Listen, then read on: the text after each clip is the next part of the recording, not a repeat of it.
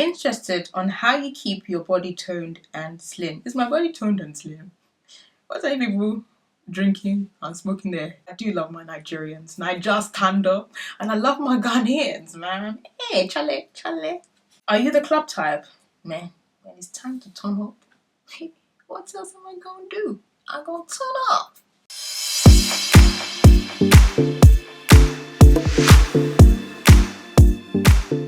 Hi everyone, welcome back to my channel. So I'm filming in a different setup, lighting situation right now because I'm filming at night. Do you know why I'm excited? Because I figured out how to work out my lighting for once. I usually film during the day because I just prefer natural lighting, but I thought I'd give it a go tonight. I woke up this morning just wanting to, come on camera and just have a chit chat with you guys and have a little bit of a heart to heart because it's been a while since I've done a video like this. And so I posted on my Instagram and on my Facebook and on my Twitter asking you guys to ask me questions so I can film this video. So I'm just going to go through that. I've got my iPad with me right here. So the first one is, how do you make yourself feel better when you're down? And what are your top tips for uni students academically and socially? I do have down days and some days where I just feel kind of like, oh, I really don't want to do anything. I don't feel good about myself. But how I get myself out of the rut is by getting up, dressing up and showing up. And most times whenever I'm feeling down and I go and take care of myself, put makeup on, do my hair, pick out a really nice outfit, wear some really killer heels or shoes, whatever I feel 100 times better. Top tips for uni students academically. Academically, I'd probably say try and show up to every single lecture, and I'm being serious when I say this because university study is in most cases cumulative, and what I mean by cumulative is that it builds on knowledge that you've learned or you've got previously. And so if you miss lectures, you're missing opportunities to build on previous knowledge and get new knowledge. So I would always say that to go to every lecture, go to every seminar, and if you miss any of them for whatever reason, be sure to catch up. So find out from your lecturers, find out from your seminar supervisors, find out from your other peers what's the work that you did, what's the work that you missed, and try and catch up and stay on top of things. The workload in university can get a lot. It can get really stressful when you're not organized, when you don't stay on top of things. It's very easy to put it on the back, oh no, that test is next term, or my dissertation's next year, I don't have to worry about that. But in reality, you do have to worry about it, and you have to, stay on top of things. And also, don't leave work to last minute. Socially, I would probably say that you should get out of your comfort zone and the circle that you're most comfortable with, your natural habitat, and go out and experience new things and make friends with different people, because university is this really, really big bubble with a lot of people from so many different social, economical, cultural backgrounds, which you can actually learn a lot from, and it can help you later on in life. And I find that when you do come out of those little circles and explore and go through new experiences and have an open mind, you have more of a rewarding experience in university. So join different types of clubs, join different types of sports societies, join different kind of things, but don't remain in one bubble with the same kind of people. I know that we all have really good friends or people that we like to hang around with. Yes, we love them, but also try and acquaint yourself with so many different people. You don't have to be best friends with all those people, by all means, you don't have to be, but try and socialize with those people. And also you get to make good friends that you can come back to later on in life. Are you fully Nigerian? No, I'm half Nigerian, and the other half is a quarter Ghanaian and a quarter Canadian. My mum is half Ghanaian, half Canadian. I identify myself more as a Nigerian Ghanaian because I feel like I've been raised with Nigerian and Ghanaian values. I know of my Canadian relatives, but I'm not as close to them as I am with my Nigerian and my Ghanaian. And I've never been to Canada before, although I do love to go. I would love to go. When my grandfather was alive, he would tell us stories about Canada and his hometown over there, before he moved to Africa and resettled in Africa. But I'd love to go, and if I have any viewers from Canada, hi. Back to the whole thing. But I do identify myself more as a Nigerian Ghanaian girl. I eat eba, I eat kenke, okra soup day, everything, chops. I like small chops, I like big chops, everything. I go back regularly as well, so I go back to Nigeria a lot, and I go back to Ghana a lot as well, because I do have extended family still out there, and also my parents live there. My mum and dad live in Nigeria. So it's always nice to go back. I always have a good time, and I never really want to come back to England whenever I go because it's so nice and warm, and yeah, so many perks of being out there. I don't know, maybe one day I might just move back. Who knows? How old are you? I'm 24 years old. Do you speak any foreign languages? I understand many foreign languages, but I don't speak any fluently yet. I'm hoping to, because at the moment I'm learning how to speak French and learning how to speak German. I understand my mum's language like completely, like Tree. Tree is from Ghana. And I understand my dad's language, Efik, that's from Nigeria. And whenever they speak to me in their languages, I just reply in English because I understand what they're saying, but I can never really pick out the words and the phrases to reply back. So like whenever she talks to me, my mum talks to me in Tree, I just reply in English. And whenever my dad talks to me in Efik, I just reply in English as well. And what's really cool is that they both know how to speak each other's languages. So sometimes they speak 3 languages between both of them, so they can like swap. It's kind of strange whenever I look at them when they do it, but it's really cool as well. I'd love to do that. That's why I really want to learn how to speak it fluently. I guess I could say 1 or 2 things in all of them. In Chi, how you say, how are you say etisay.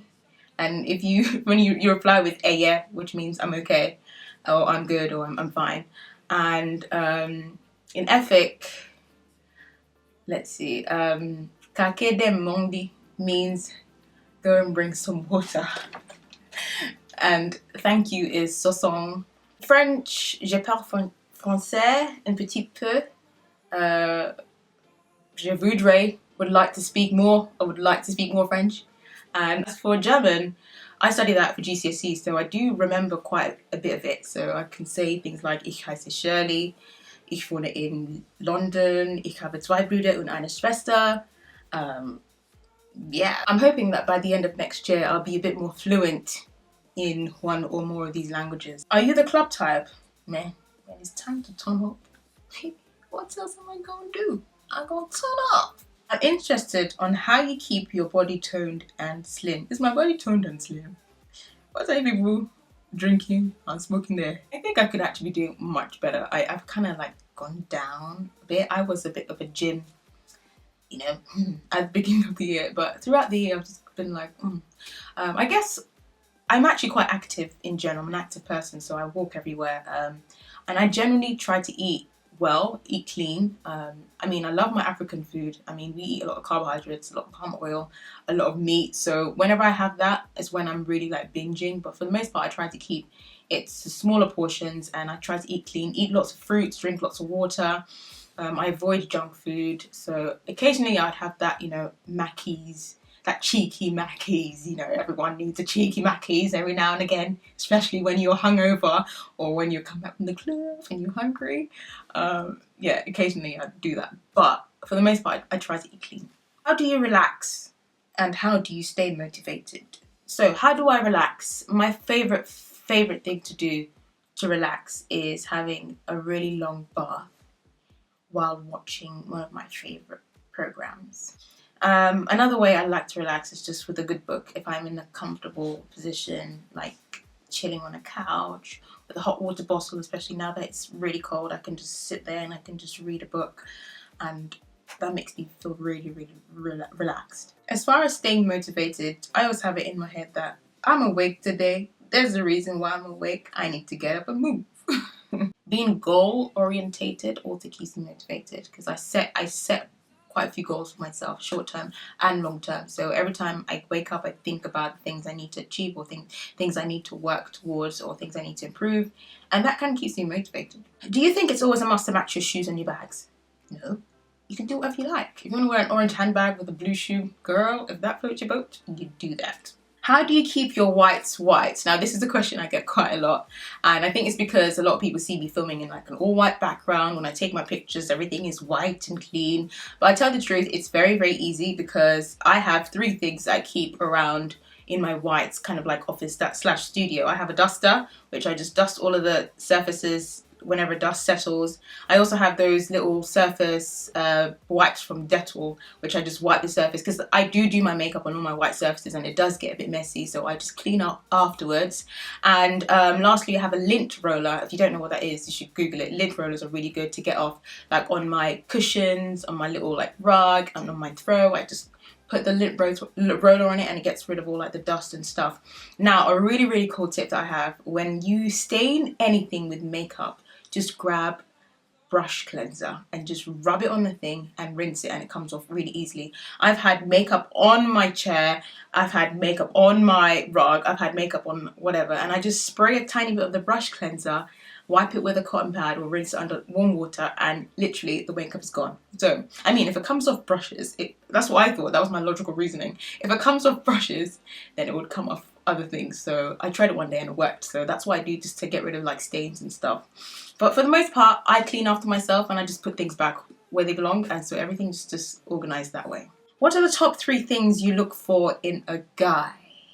Ambition, confidence, and sincerity. I think those 3 definitely. Something so attractive about a guy who is ambitious and is focused and who wants to achieve things in life, and also is confident about themselves, not cocky, confident, and is sincere. You know, sincerity is like number 1.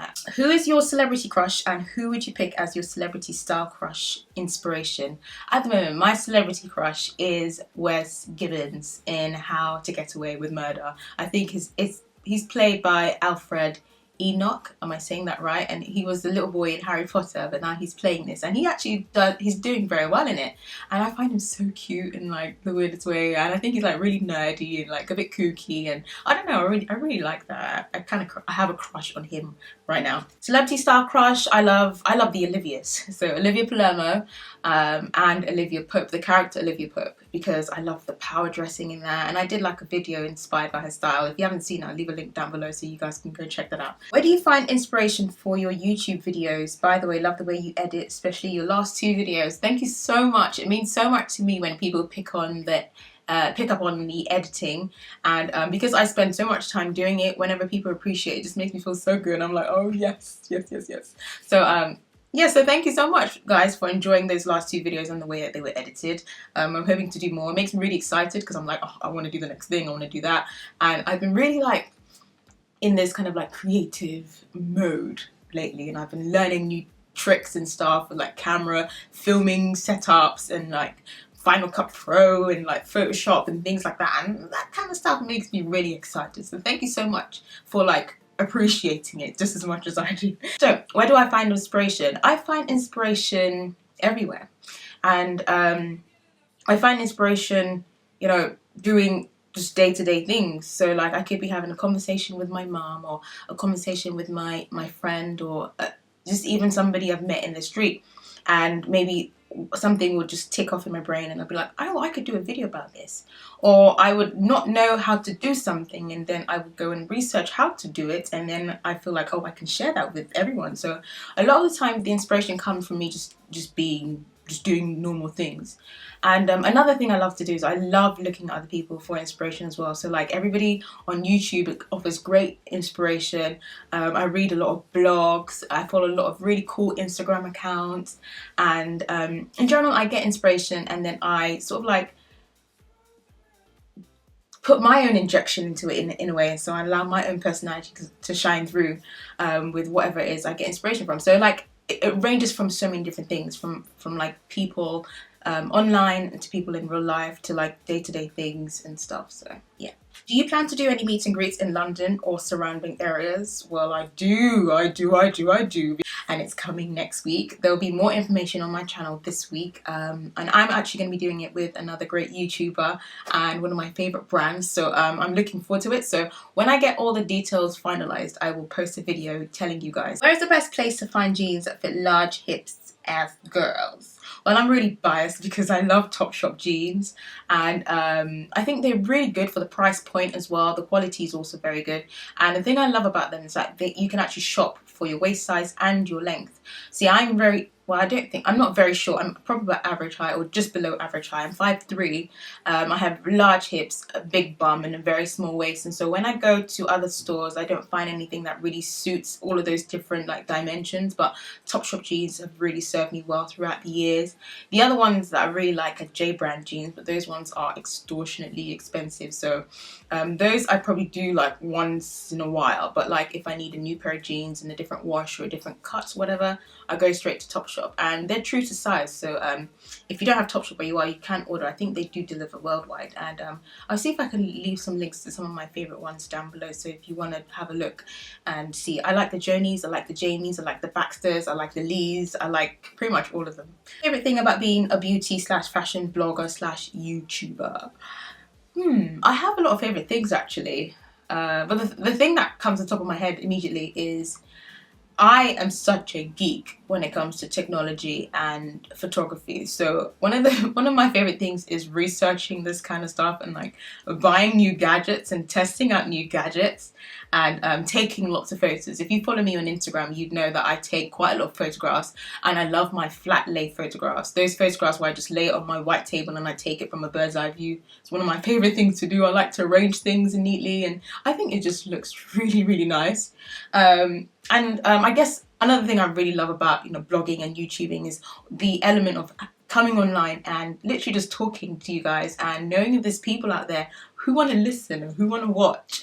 And for the longest time when I did start this out, I didn't really think that anyone would watch it, because I was just like making videos and I would share it on my Facebook, and I would like poke like my mom and my friends or whoever's on Facebook, go watch my video, I did this.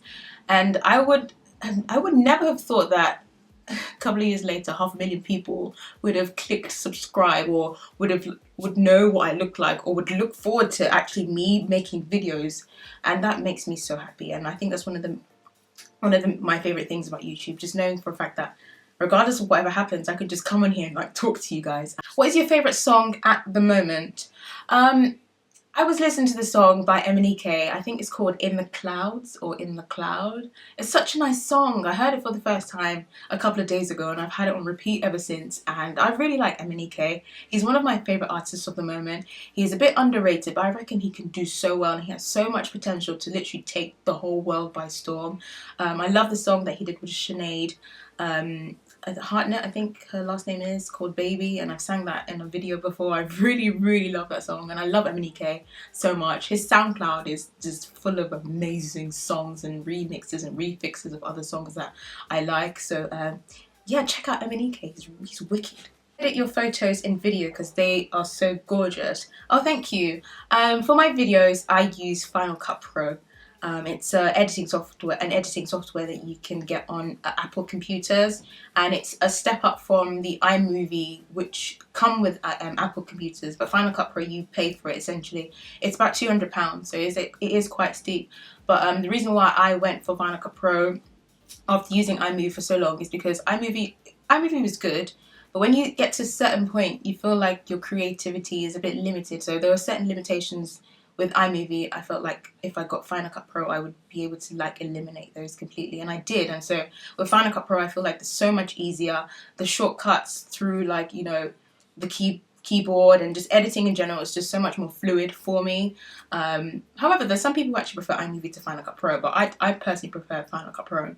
I know that PCs have Windows Movie Maker. I used to use Windows Movie Maker in my early days when I had my Sony PC, but then since switching to Apple, I don't think I can go back to a PC to edit videos, because I just think Final Cut and iMovie are just in a league of their own. So if you are looking to buy a system, I'll probably go for an Apple Mac computer, because it's just good, and save up and invest. It's an investment. I've had my laptop computer for nearly 5 years and it still serves me till this day. Right now I do have an iMac, which I do majority of my editing on, because it's much bigger memory, much faster processor, and much newer, so it's much better for what I do right now. But they are good. They're good investments, so invest in them, and if you can, invest in a good editing software as well. What job do you have? My boss doesn't know I do YouTube. So YouTube is not going to know who my boss is. Sorry. What camera do you use for filming? Your filming quality is. Thank you so much. I currently use the Canon 60D, and I upgraded from my Canon 600D in the summer of this year, and it was the best decision I made. It's kind of like how I felt about the iMovie to Final Cut Pro, you know, transformation kind of thing. I felt like that one limited me in certain aspects of my creativity, and then getting a better system just opens up the doors a little bit more. The 60D is a really good one, but if you do want to just get into the whole DSLR thing, you don't really know where to start, and you just want to have a bit more of a feel of the actual usage and like the machine itself, the 600D is a very good one. Good price point, flip screen, works amazing. Used that for about 2.5 years, and I still use it till today actually. Whenever I do my very angle filming, I do use the combination of the 60D and the 600D. So they're both really good cameras, and at the end of the day, all it really depends on your budget. What lotion do you use on your face and body? Please with a link to where I can get them, because I think that your skin looks flawless. Oh, thank you so much. My skin isn't actually flawless. I do have a few blemishes and a few spots here and there. But I use my simple hydrating light moisturizer every day to moisturize my face, and then I use my Aveeno hydrating lotion for the rest of my body. That's amazing. It's got oatmeal in it, and it's just really, really good on the skin. Really hydrates dry areas. And I found that I had like these like spots, dark spots on the back of my arm for a little while, and then I started using that and they literally disappeared. And occasionally I do use it on my face as well, but I prefer using my simple hydrating moisturizer on my face. I've used that one for about 5 years. I've tried different other moisturizers and nothing works as well for me. That really hydrates my skin, but it's not too heavy. It's very light, and it just makes my skin look really supple, youthful, and moisturized. It's the best hair removal method that you recommend? I'd probably say waxing, because I think waxing just lasts a lot longer than perhaps shaving or hair removal. I'm not even gonna go near epilating. I tried doing that once and I nearly died. That was too painful. Like, I don't know how people do that stuff. And I was like, no, never. I only shave or use hair removal cream when it's like an extreme emergency. If I'm not ready for my waxing appointment yet, and I really need to go out or something, then I will shave or I will use hair removal cream. But for the most part, I just stick to waxing, because waxing is so much better for me. And what I found with waxing is, as time goes by, the hairs become less, so they don't actually grow as much anymore, because you're pulling it out so much. But waxing is much better for me. Can you share your tips on how to feel or be confident? Feeling confident and being confident actually comes from within, funny enough. And also knowing that you are unique, knowing your own value, knowing that you have purpose on this earth, knowing that you have lots of things to offer the world and offer the people around you. That should be enough to make you feel confident, because I don't think that anybody in life is inadequate. I think everybody has something, and I think if you celebrate the things that you have going for you more than like focusing on the things that, you know, perhaps you'd like to change, or your weaknesses per se, I think it helps with your confidence. And I said this in the past, if you are having trouble figuring out what you have going for you, just grab a piece of paper and pen and write down everything that you have going for you, everything that you can think. It can be as little as, oh, I like the way my hair looks today, or I like that I am helpful to people, I like this about my personality. You just list them down and then try and keep it in your head to always focus on it. So when you're feeling less confident, you can just go back and think, hang on a minute, this might not be going well, or I might not like this, but this actually is going well and I do like this, so I'm going to focus on that instead. It doesn't really matter like how you are, you have to just own yourself, because there's chances that some people will appreciate it and some people won't, but it shouldn't really change the way that you look at yourself. It shouldn't really change the way you feel about yourself. You should always just feel good from the inside. Any help or advice for those starting out on YouTube? And what do you do when you have no ideas for a YouTube video? So tips for starting out a YouTube channel. I would probably say the number one thing is to invest in a good camera. Figure out what your budget is and find the best camera for that budget.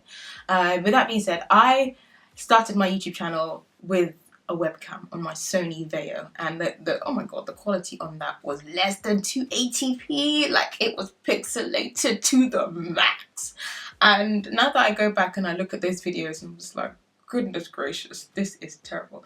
But everyone starts from somewhere, and if I didn't make those videos and didn't get the feedback, the thing that kind of kept it going was the fact that I just enjoyed doing it, and also I was just creating content constantly. Which brings me on to my number 2 thing. Get a good camera, figure out what you want to do with your channel, what kind of content you want to create, what kind of videos you want to make, what kind of brand you think you can, develop through your YouTube channel, and bear that in mind when you do start making videos. Number 3, invest in good editing software, or invest in a good computer system that would help you get a good editing software, and then you can edit your videos. Pick a good name, a memorable name for your channel. I wish I was one of those people that could have thought of a really, really cool name. I was just really boring, and I went with my name, Shirley B. Anyang. But if you can think of a really cool name that can, is really catchy and can stick in people's brains, that really does help. Make sure you stay true to yourself when you are making videos. Make sure you are making videos that you want to make, and make sure that, like I said, you have in the back of your mind who's going to watch the video. So your viewers should also be in the back of your mind. Take into account the demographic, the age, the sex. Is it going to be a channel mainly for girls or a channel mainly for boys? If you want it for both, you can have in that in the back of your mind when you are making videos. And most of all, I say to have fun, because this is fun. I mean, come on, you get to sort of create and express yourself in a number of ways. So you should make it fun. You should enjoy it mostly, and keep at it. You will get to a point where you're going to have people who obviously want to share their opinions. Some are constructive, some are overly critical, some are plain judgmental. But in the large scheme of things, it really doesn't matter. You just have to stick at it, be consistent, work hard, and have fun at the same time, because this is enjoyable. It's meant to be enjoyable. So what do I do when I get stuck on ideas? I love to brainstorm, so I just grab a piece of paper, a really big sheet of paper, and I just put whatever on there, and then I just come up with ideas that way. Or like I said, I speak to people, or I go out and I just take inspiration from my surroundings, and then I come up with a video, or I come up with an idea for a video. Another thing I do is I ask you guys. So I go on Twitter, or I go on Facebook, or I go on Instagram, I'm like, guys, I'm stuck. That was a fly, I just had to get out of the way. Guys, I'm stuck, or guys, I don't know what to film. What should I film? Or what do you want to see? Do you guys have any suggestions? That's also a good way. So if you do get stuck on ideas, chances are that the guys that are watching would probably have a couple, and they would be like, can you do this, or can you do this? So the ideas always have a way of rolling in, and you always have something to film in essence. So yeah. Being totally honest, do you succumb a lot to peer pressure, and do you compare yourself a lot to other bloggers? Peer pressure, I don't know, not so much. I feel like I do what I want to do anyway. And I always make choices knowing that I'm the one who essentially made the choice. So whatever consequence I deal with, because I'm the one who made it. I never really succumb to the pressure of anybody else. And as far as comparing myself to other bloggers, that is one thing I do not do. I learned from very, very early on in this whole process that comparison is the thief of joy, and also you do not know what struggle that person is going through to get to where they are, and you cannot be comparing your middle to somebody's end, or your beginning to someone's middle. Do you know what I mean?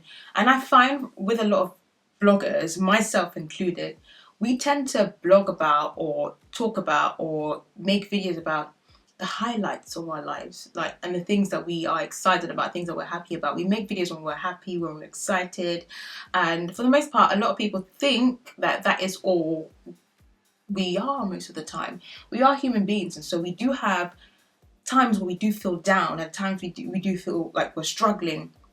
And you can see somebody who's dressed really nice, top to toe, has a smile on their face, but it's literally dying inside. And I have met people, and I have been in situations like this, and I'm just I never really compare myself to another person, because I don't know what that person's struggle is. But I know what my struggle is, I know what my goal is, so I just keep myself on that path.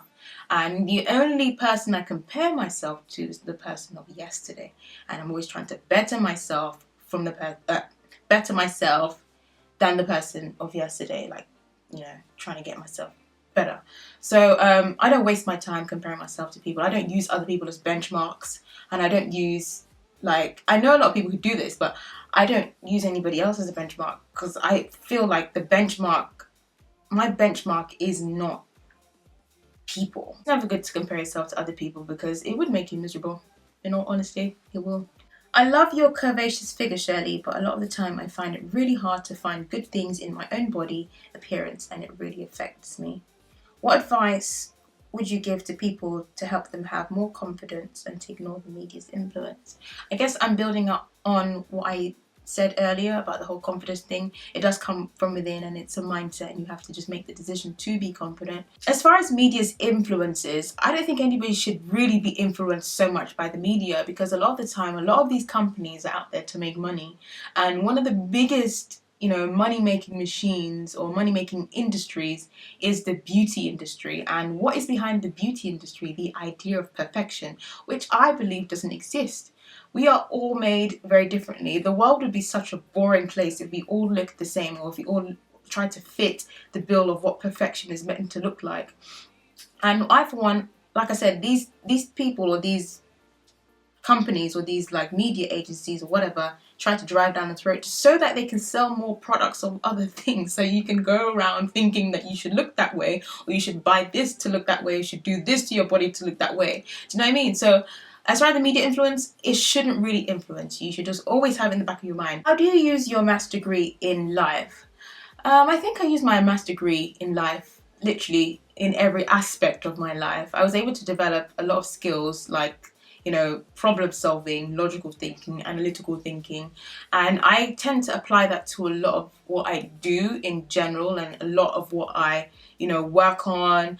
And I think it's one of those like priceless things, I'd say, having a degree like that, because you can pretty much go into any industry you want. You can go into architecture, you can go into engineering, you can go into finance, you can go into a plethora of things.